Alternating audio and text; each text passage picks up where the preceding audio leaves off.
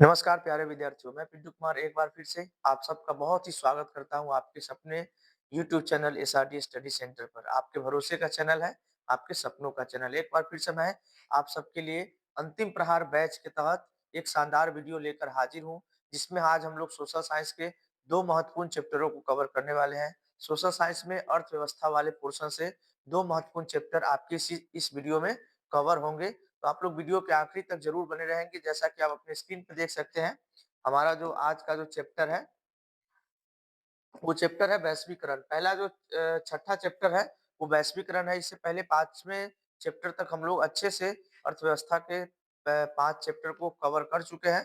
तो इसमें छठे चैप्टर में हम लोग वैश्वीकरण, जो हमारा ग्लोबलाइजेशन जो चैप्टर है, इसके सारे ऑब्जेक्टिव क्वेश्चंस को अच्छे से इस वीडियो में हम लोग आखिरी तक पढ़ेंगे, कवर करेंगे। आप सबसे रिक्वेस्ट करते हैं कि वीडियो पर फोकस बनाए रखें, क्योंकि आपका एग्जाम बहुत ही नजदीक है। चैनल पे नए हैं तो एक बार सब्सक्राइब कर लेंगे और वीडियो को शेयर कर देंगे, ताकि ज्यादा से ज्यादा बच्चे तक हमारा कंटेंट पहुंच सके।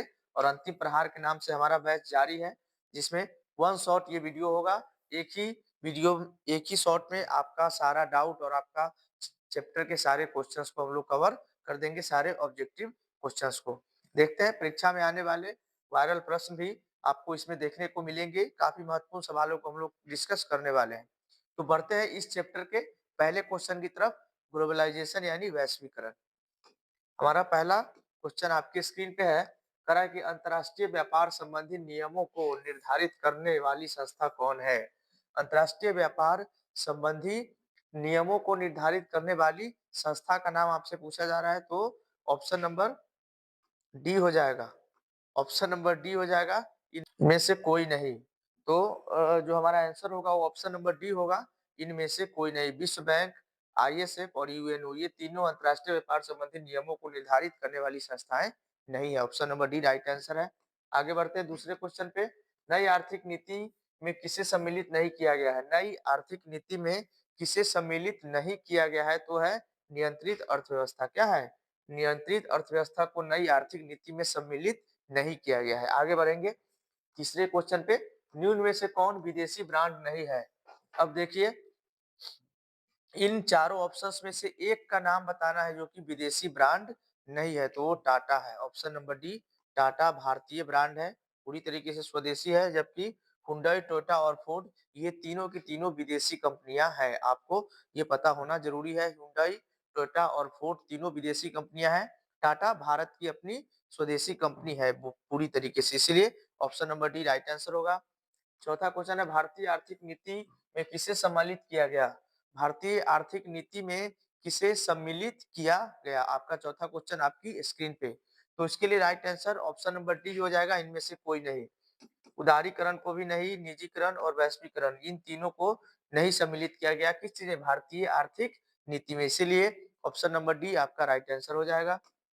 पांचवा क्वेश्चन है, वैश्वीकरण के मुख्य अंग कितने हैं? वैश्वीकरण यानी ग्लोबलाइजेशन के मुख्य प्रमुख अंग कितने हैं? तो संख्या में कितने हैं? Option number D 5। देख सकते हैं आप लोग, ऑप्शन नंबर डी कितने हैं? 5 है।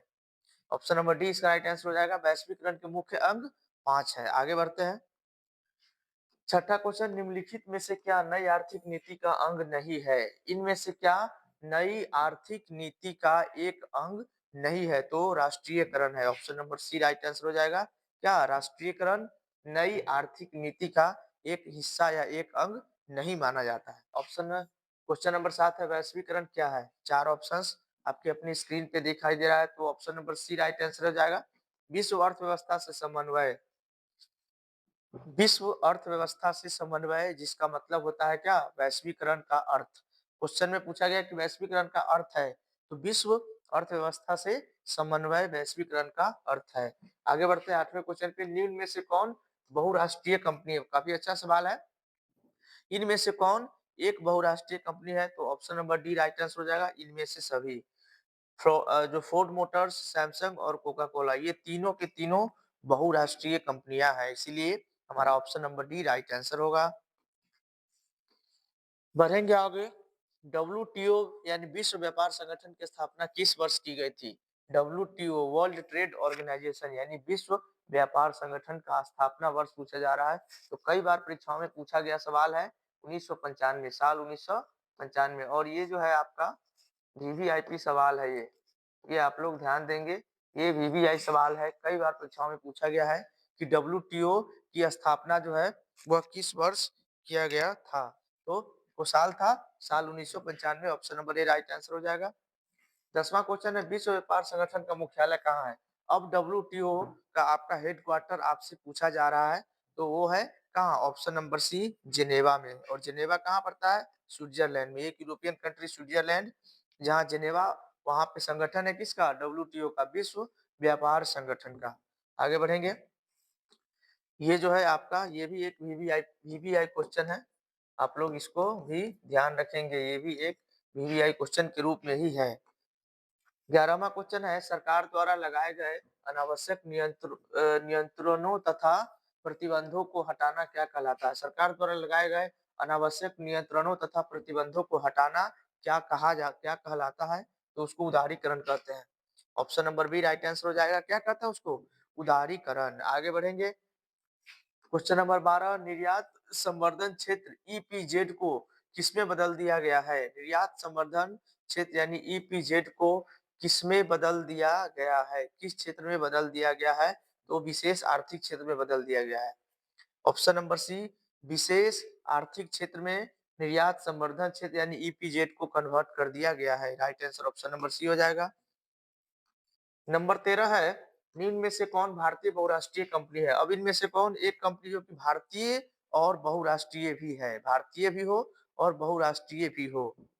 नोकिया, सैमसंग, इन्फोसिस या Ford Motors? Nokia, Samsung, Infosys या फोर्ड मोटर? तो इसके लिए राइट आंसर हो जाएगा इन्फोसिस। इन्फोसिस जो है एक भारतीय बहुराष्ट्रीय कंपनी है। आगे बढ़ेंगे। आप लोग वीडियो पे ध्यान देंगे, क्वेश्चन पे भी ध्यान देंगे और आंसर्स पे भी अच्छे से कंसंट्रेट करेंगे। भारत में एलपीजी नीति कब अपनाई गई? भारत में एलपीजी नीति किस साल अपनाई गई थी? ये आपके स्क्रीन पे आपका सवाल है। तो इसके लिए हमारा राइट आंसर हो जाएगा, right answer option number B हो जाएगा 1991। साल 1991 में भारत में एलपीजी नीति को अपनाया गया था। काफी अच्छा क्वेश्चन है। 15वां क्वेश्चन इस चैप्टर का वैश्वीकरण के परिणाम स्वरूप देशों के बीच किसका निर्बाध प्रवाह होता है? वैश्वीकरण के परिणाम स्वरूप देशों के बीच किसका निर्बाध प्रवाह होता है? तो इसके लिए option number D right answer हो जाएगा। इनमें से सभी का, पूंजी का भी होता है, प्रौद्योगिकी का भी होता है और श्रम का भी होता है। इसीलिए हमारा right answer option number D हो जाएगा। आगे बढ़ेंगे।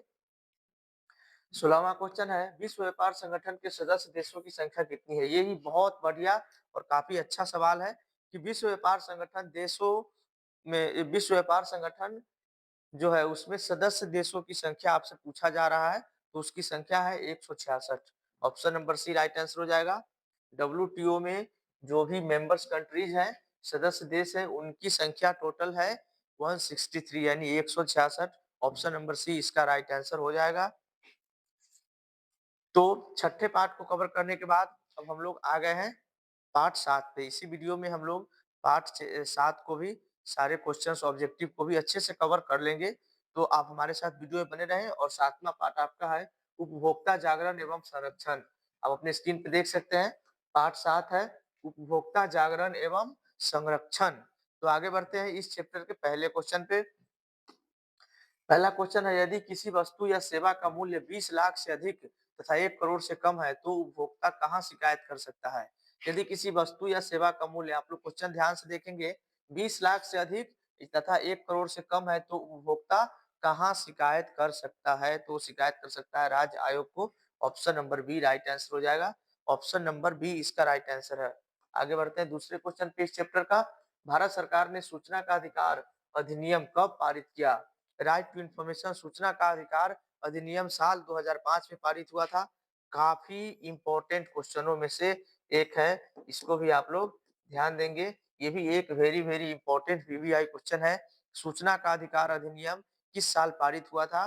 तो साल था 2005। आगे बढ़ेंगे। भारत में मानव अधिकार संरक्षण अधिनियम कब पारित हुआ? ये भी बढ़िया क्वेश्चन है। इस बार आपसे पूछा जा रहा है मानव अधिकार संरक्षण अधिनियम किस साल पारित हुआ था? तो वो साल था 1993। पिछले क्वेश्चन में सूचना का अधिकार था, तो राइट आंसर 2005 था। इसमें मानव अधिकार संरक्षण अधिनियम है तो राइट आंसर 1993 हो जाएगा, जो कि आपका ऑप्शन नंबर बी में है। बढ़ते हैं, हमारा नेक्स्ट क्वेश्चन है, उपभोक्ता शिकायत करने के लिए आवेदन शुल्क कितना लगता है? उपभोक्ता शिकायत करने के लिए आवेदन शुल्क कितना लगता है? ये आपके स्क्रीन पे आपका सवाल है, तो उसके लिए right answer option number D हो जाएगा। इनमें से कोई नहीं, 50 रुपए नहीं लगते, 10 रुपए नहीं लगते और 70 रुपए नहीं लगते। उपभोक्ता शिकायत करने के लिए आवेदन शुल्क आपसे पूछा जा रहा है, ध्यान देंगे। और इस क्वेश्चन के लिए उपभोक्ता शिकायत के लिए जो आवेदन शुल्क है, इसका ये कोई निर्धारित नहीं किया गया है कि आपको इतना लगेगा ही। ये 100 रुपए से 200 रुपए भी हो सकते हैं, 500 रुपए भी हो सकते हैं। इसीलिए 100 रुपए ऑप्शन में नहीं है, तो आपका ये आंसर सही नहीं होगा। इसीलिए ऑप्शन नंबर डी है, इनमें से कोई नहीं। आगे बढ़ते हैं, पांचवा क्वेश्चन है, खाद्य पदार्थों की शुद्धता की जांच के लिए किस मान्यता प्राप्त चिन्ह का होना आवश्यक है? खाद्य पदार्थ की शुद्धता कैसी है, वो शुद्ध है या अशुद्ध है, उसकी क्वालिटी क्या है, उसकी जांच के लिए किस प्रकार के प्राप्त चिन्ह का होना आवश्यक होता है? तो होता है Agmark. Option number C इसका राइट आंसर हो जाएगा, एग मार्क। ये चिन्ह होना जरूरी है, किस चीज के लिए? खाद्य पदार्थों की शुद्धता की जांच के लिए। आगे बढ़ेंगे, छठे क्वेश्चन पे, उपभोक्ता अधिकार दिवस कब मनाया जाता है? बढ़िया क्वेश्चन है। उपभोक्ता अधिकार दिवस आपसे पूछा जा रहा है कब मनाया जाता है, तो 15 मार्च को मनाया जाता है। ऑप्शन नंबर बी आपका राइट आंसर हो जाएगा। बढ़ेंगे आगे, सातवें पे, कृषि उत्पादों के क्या है, मानकीकरण के लिए किस मानक का प्रयोग किया जाता है? कृषि उत्पादों के मानकीकरण के लिए किस मानक का प्रयोग किया जाता है? तो उसके लिए एक मार्क का ही प्रयोग किया जाता है। ऑप्शन नंबर बी आपका राइट आंसर हो जाएगा। आठवां क्वेश्चन है, भारत में उपभोक्ता संरक्षण कानून कब लागू हुआ? भारत में उपभोक्ता संरक्षण कानून लागू होता है साल 1986 में। ऑप्शन नंबर बी आपका राइट आंसर हो जाएगा, उपभोक्ता संरक्षण कानून साल 1986। आगे बढ़ेंगे, नौवें क्वेश्चन पे, स्वर्ण आभूषणों की शुद्धता सुनिश्चित करने के लिए किस चिन्ह का प्रयोग किया जाता है? स्वर्ण आभूषण, सोने से बने जो गहने आभूषण होते हैं, वो शुद्ध है या नहीं, वो सुनिश्चित करने के लिए हॉल मार्क का उपयोग करते हैं हम लोग। Option number B right answer हो जाएगा। आप लोग देखेंगे कि आभूषणों पे हॉल मार्क का जो है मुहर लगा या चिन्ह लगा हुआ रहता है। आगे बढ़ेंगे, 10वें क्वेश्चन पे कह रहा है कि वर्तमान में उपभोक्ता संरक्षण हेतु कितने राज्य आयोग कार्यरत हैं? वर्तमान में उपभोक्ता संरक्षण हेतु कितने राज्य आयोग जो है वो कार्यरत हैं? 34, 35, 32 या 36? तो इसके लिए right answer option number B 35 हो जाएगा। वर्तमान में जो है 35 जो है जो उपभोक्ता संरक्षण के लिए राज्य आयोग, 35 राज्य आयोग कार्यरत है वर्तमान में। Option number B. 11वां क्वेश्चन है, औद्योगिक उत्पादों की गुणवत्ता सुनिश्चित करने के लिए किस मानक चिन्ह का प्रयोग किया जाता है? औद्योगिक उत्पादों की गुणवत्ता को सुनिश्चित करने के लिए किस मानक चिन्ह का उपयोग किया जाता है? तो आईएसआई मार्क का उपयोग किया जाता है। जो भी औद्योगिक उत्पाद होते हैं उनकी क्वालिटी को चेक या सुनिश्चित करने के लिए आईएसआई मार्क का यूज करते हैं। ऑप्शन नंबर सी आपका राइट आंसर होगा। 12वां क्वेश्चन है, राष्ट्रीय उपभोक्ता दिवस कब मनाया जाता है? राष्ट्रीय उपभोक्ता दिवस किस तिथि को मनाया जाता है? तो 24 दिसंबर को मनाया जाता है। ऑप्शन नंबर बी राष्ट्रीय उपभोक्ता दिवस 24 दिसंबर। ध्यान देंगे आप लोग। नेक्स्ट 13 नंबर का क्वेश्चन है, कहें कोपरा, COPRA, कोपरा क्या है? कोपरा आपसे पूछा जा रहा है कि कोपरा क्या है, तो उपभोक्ता संरक्षण अधिनियम है। उपभोक्ता संरक्षण अधिनियम, जिसको शॉर्टकट में कोपरा कहा जाता है। Option number B right answer होगा। 14वां क्वेश्चन है, यदि वस्तु या सेवा का मूल्य 1 करोड़ से अधिक हो तो उपभोक्ता कहाँ शिकायत कर सकता है? यदि वस्तु या सेवा का मूल्य अब 1 करोड़ से अधिक हो तो कहाँ शिकायत करेंगे? राष्ट्रीय आयोग में शिकायत करेंगे। कहाँ शिकायत करेंगे? राष्ट्रीय आयोग में। टर्म कंडीशन क्या है? जब मूल्य 1 करोड़ से अधिक हो, इसीलिए आपका option number C right answer होगा, राष्ट्रीय आयोग। ये 15वां और इस वीडियो का आखिरी क्वेश्चन है, इस चैप्टर का भी आखिरी क्वेश्चन है। उपभोक्ता संरक्षण अधिनियम के अंतर्गत शिकायत दर्ज करने की समय सीमा क्या है? आप कितने दिनों के अंदर उपभोक्ता संरक्षण अधिनियम के अंदर जो है अपना कंप्लेन रजिस्टर करवा सकते हैं, अपना शिकायत दर्ज करवा सकते हैं?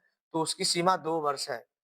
2 वर्ष तक के अंदर आप लोग उपभोक्ता संरक्षण अधिनियम के अंतर्गत शिकायत दर्ज करा सकते हैं, ये उसकी समय सीमा है। तो ये इस वीडियो का आखिरी क्वेश्चन था और इस वीडियो में हम लोगों ने 2 चैप्टर को अच्छे से तरीके से जितने भी ऑब्जेक्टिव संभावित बन सकते थे, उसको हम लोगों ने अच्छे तरीके से इस वीडियो में कवर किया है।